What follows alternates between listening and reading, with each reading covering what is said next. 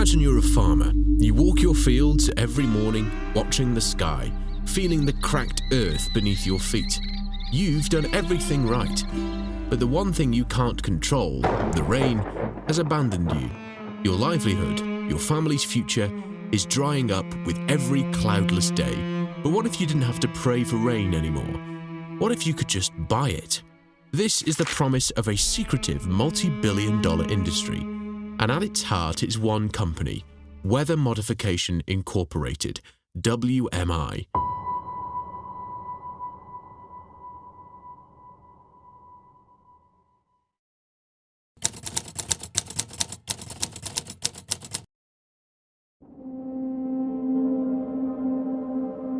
They are the world's largest private rainmaker, a corporation with a fleet of over 30 custom-rigged aircraft, its own advanced radar systems, and a slick, confident pitch. They sell solutions to Earth's most critical problem. For a price, they can deliver water from the heavens. Their pilots, often trained meteorologists themselves, don't chase storms. They hunt for specific clouds, the right temperature, the right moisture content, the right updraft. Flying into the heart of a promising formation, they aren't dropping bombs. They're deploying flares, ignited on the wing mounts of their Piper Cheyenne aircraft. Each one is a carefully engineered device packed with a compound called silver iodide. The science is deceptively simple. Inside these clouds are billions of supercooled water droplets, liquid water below freezing, desperate for something to freeze onto. Silver iodide's crystalline structure is a near-perfect mimic of ice. When it's released, it acts as a microscopic seed, tricking nature into action. A single gram can theoretically generate trillions of ice nuclei. The droplets cling to them, forming ice crystals that grow and grow until they become heavy enough to fall. For their clients on the ground, it's a miracle, a targeted engineering downpour that can mean the difference between bankruptcy and a bumper crop. From their headquarters in Fargo, North Dakota, WMI has built an empire on this principle. They've become the heroic face of weather control, the go-to contractor for desperate governments and parched agricultural districts.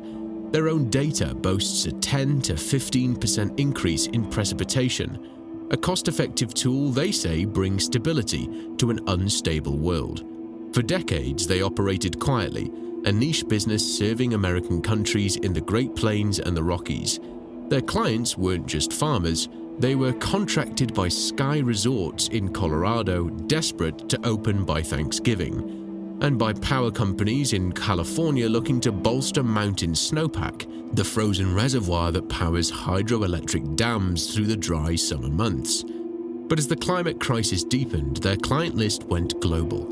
WMI's custom aircraft were seeding clouds over the deserts of the United Arab Emirates and supporting monsoon enhancement projects in India. They were selling not just a service, but a form of power.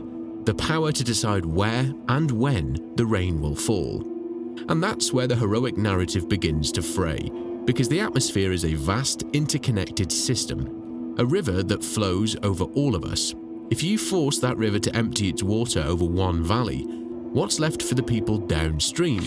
A 15% increase in rainfall for a paying client could mean a 15% decrease for someone else. Hydrologists call it extra area disbenefits, but on the ground it has a simpler, blunter name: rain stealing. And with no international laws or treaties governing the sky's resources, there's no court to hear the case.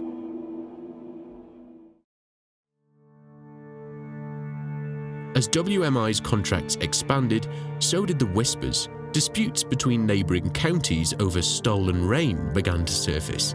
And this quiet American company, once a niche service for farmers, started attracting the attention of far more powerful players. Nations like China and the UAE weren't just hiring contractors, they were building their own colossal, state-run weather modification programs, mobilizing armies of technicians and fleets of military aircraft. They saw what WMI was selling, and they understood its strategic value on a national scale. The ability to control the weather was no longer science fiction. It was becoming an instrument of policy, profit, and power. and the sky was about to become a contested territory. Act 2. The atmospheric arms race. When rain becomes a product sold by corporations, it's only a matter of time before nations decide they need to control the factory. The private market had proven the concept. Now, governments with endless resources and strategic ambitions could take it to a scale that would dwarf anything seen before. The contest for the sky was just beginning. Nowhere has this ambition been more apparent than in China. While American counties were hiring single planes, Beijing was building an empire. They call it the Tianhe Project, or Sky River. It's a state-run weather modification network on a staggering scale, employing over 35,000 people. Beijing justifies this massive expenditure as a vital tool for securing its food supply and combating desertification in the arid north. Forget a few planes, this is an atmospheric army, equipped with thousands of anti-aircraft guns and rocket launchers, all pointed at the clouds. Their mandate is to control the rain and snow over an area of 5.5 million square kilometers, a territory larger than the entire subcontinent of India. The world got a stunning demonstration of this power during the 2008 Beijing Olympics. With the eyes of the globe on them, officials were determined to guarantee a rain-free opening ceremony. As storm clouds gathered, the state fired over 1,000 silver iodide rockets into the sky, forcing the clouds to dump their rain on the city's outskirts. The storm never reached the stadium. It was a breathtaking display of control, proving that weather was no longer an act of God, but an instrument of national will. This wasn't just about agriculture, it was a projection of power, and as its neighbors deeply worried, China's plans to build networks of cloud-seeding furnaces on the Tibetan Plateau, the source of Asia's most vital rivers, including the Yangtze, the Mekong, and the Brahmaputra, which collectively support nearly half the world's population, has sent alarm bells ringing in New Delhi.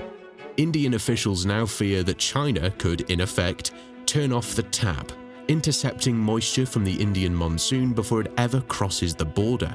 This fear is driving an atmospheric arms race. In the hyper-arid United Arab Emirates, water scarcity is an existential threat.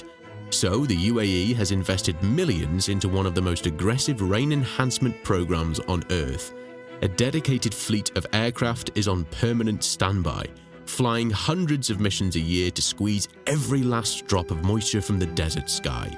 They're not just seeding clouds, they're funding global research into futuristic technologies, from salt nanoparticles to drones that zap clouds with electricity.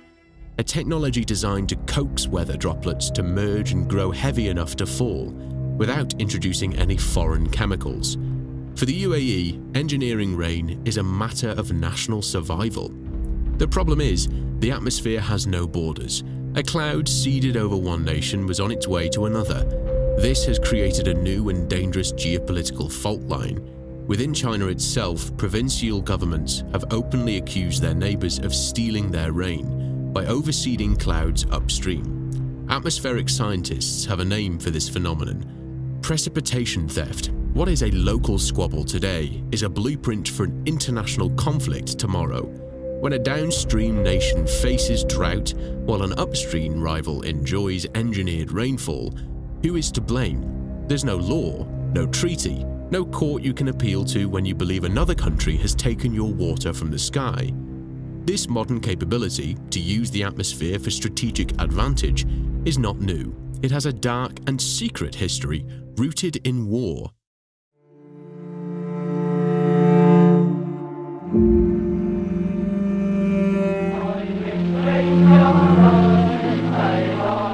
From 1967 to 1972, high above the jungles of Southeast Asia, the US military ran a top-secret operation codenamed Project Popeye.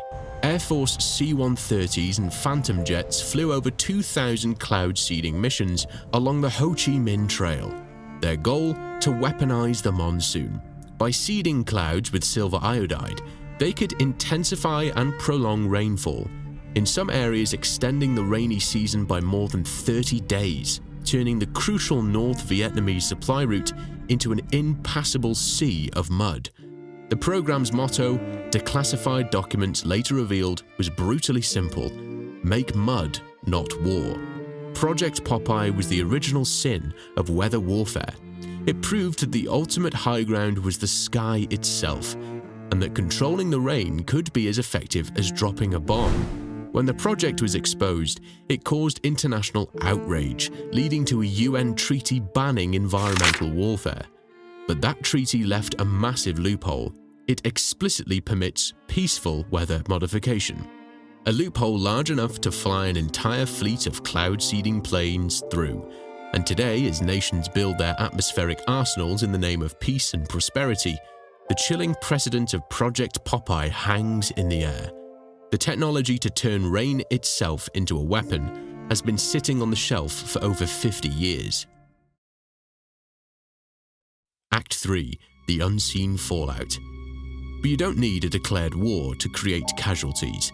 The quiet, modern conflict over the sky is fought not with bombs, but with chemistry and meteorology.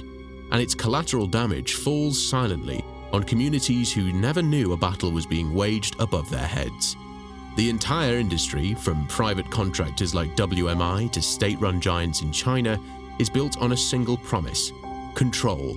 A promise of 10 to 15% more rain, a predictable boost to a desperate water budget. But a growing number of atmospheric scientists are questioning if that promise is an illusion. They argue that proving cloud seeding actually caused a specific rainfall is a statistical mare. The atmosphere is too chaotic, the variables too immense. The fundamental problem is that you can't rerun the weather. Without a control storm to compare against, any claim of success is just an educated guess, a correlation mistaken for causation. You can seed a cloud and it might rain more, or it might have rained that much anyway. The industry sells certainty, but critics say they're selling a chance, an expensive roll of the dice where the house provides its own success stories. And with every roll, something is left behind. The workhorse of the industry is silver iodide, a compound chosen for its structural similarity to ice. Fleets of planes disperse tens of thousands of flares a year, dusting clouds with microscopic particles. The industry insists the amounts are negligible, with studies asserting no environmentally harmful effects. They claim the silver that reached the ground is less than 1% of what occurs naturally. But ecologists warn that silver, in any form, is a toxic heavy metal. It doesn't just disappear. It settles into soil, washes into streams, and accumulates in aquatic ecosystems, where it can be lethal to fish and microorganisms at the base of the food chain. With China planning to seed an area 1.5 times the size of India, we are conducting a global experiment with a known toxin, with no international agency monitoring the long-term consequences. We are simply hoping the dose never becomes the poison. Beyond the chemical fallout is a more immediate and potentially more dangerous consequence: the hydrological domino effect. Clouds are not limitless resources. They are rivers in the sky, carrying a finite amount of moisture. If you force that moisture to fall in one place, you risk leaving the riverbed dry for everyone downstream. This isn't just a theory. In the American West, it has already ignited conflict. In 1989, farmers in Wyoming's Uinta County watched as their fields dried up. Upwind in Utah, ski resorts were running a massive cloud seeding program to increase their snowfall. The Wyoming farmers were convinced their snow was being stolen before it could cross the border. They had no legal recourse. No laws governed the appropriation of atmospheric water. The sky, it turned out, was a new, unregulated frontier. Who will control the moisture in the air? Demanded a local commissioner, as Utah refused to pause its operations. The dispute revealed a terrifying new reality. Your neighbor's prosperity could now directly cause your drought. A rain shadow, once a quirk of geography, was now a tool of policy. The people with the planes and the budget could draw new deserts on the map, whether they meant to or not. But what happens when it is intentional? When a government, faced with a catastrophe, decides one population must be sacrificed to save another? For the answer, you might have to go back to April 1986, as a radioactive plume from the Chernobyl disaster drifted towards Moscow, Soviet military pilots were given an unthinkable mission. They flew directly into the contaminated clouds and seeded them, forcing a toxic black rain onto the fields and villages of rural Belarus. To save the capital, they condemned over 4,000 square miles to contamination. An estimated 60% of Chernobyl's fallout was deliberately dumped on people who were never warned. Decades later, Major Alexei Grushin, one of the pilots, was decorated by the Russian government for his service, honored for an act that left a generation of Belarusian children with thyroid cancer and a land that remains poisoned to this day. It stands as the ultimate proof of concept. Weather modification is the perfect tool for creating a sacrifice zone, a way to redirect a disaster, to wash it onto someone else's land, leaving them to pay the price. And so, we're left with an industry operating on uncertain science, deploying a known toxin with the power to create winners and losers in a zero-sum game for water. For the farmer whose fields are cracking under a cloudless sky, the question is no longer just whether nature will provide, it's whether a corporation or another country already paid to have their rain delivered elsewhere. That farmer's question is no longer a hypothetical. It is the new reality in a world where the sky itself has been zoned for development. We've seen how one company, Weather Modification Inc, turned an agricultural experiment into a global enterprise, selling rain to the highest bidder. We've seen nations like China and the UAE deploy massive state-run operations to command the clouds, firing rockets to clear the skies for a parade or force moisture from the air to fill a reservoir. China now operates the largest such program on Earth, employing an army of technicians whose sole purpose is atmospheric conquest. They all operate in a legal vacuum. The only international treaty governing the weather, the 1977 Environmental Modification Convention, was written to prevent another Project Popeye, not to mediate a dispute over a ski resort in Colorado demanding more snow at the expense of a downstream farming community. As a result, this relic of the Cold War explicitly permits peaceful modification. But in a world of finite resources, what one nation calls a peaceful effort to secure its water supply, its neighbor might call atmospheric theft. This is the new frontier, a Wild West playing out thousands of feet above our heads, with no sheriff and no laws, and it forces us to ask questions for which we have no answers. Who is liable when a seeded storm becomes a catastrophic flood? Is it the pilots, the corporation they work for, or the government that signed the check? When an entire nation's economy is built on a monsoon, does it have a right to the moisture that travels across its borders? Or can an upstream country like China, controlling the headwaters of Asia's 10 largest river systems from the Tibetan Plateau, simply takes it first? The technology, once used to bog down supply lines in Vietnam, has evolved. It's no longer just about making mud, it's about controlling the very means of life itself. A quiet weapon with the devastating power and perfect deniability. This is the legacy of the rain merchants. They've proven that the atmospheric rivers, vast corridors of water vapor that carry more than double the flow of the Amazon River, can be tapped, diverted, and drained. They've turned a shared global commons into a private resource, a commodity to be bought and sold. The conflicts of the 20th century were fought over the oil beneath the sand. But as the planet warms and the droughts deepen, the battleground is shifting. The great conflicts of the 21st century may be fought not for what lies beneath the ground, but over the clouds above our heads. Humanity has finally moved from predicting the weather to promoting it for policy and for profit. The sky was once the last thing we all shared, but soon someone will decide who gets rain and who goes without. Our children may never know a world where the weather just happens. For them, the sky will have rules and owners.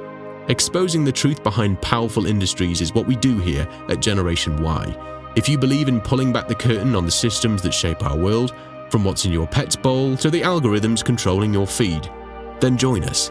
Hit subscribe and ring that notification bell, because the next hidden reality is waiting to be uncovered. Cheers.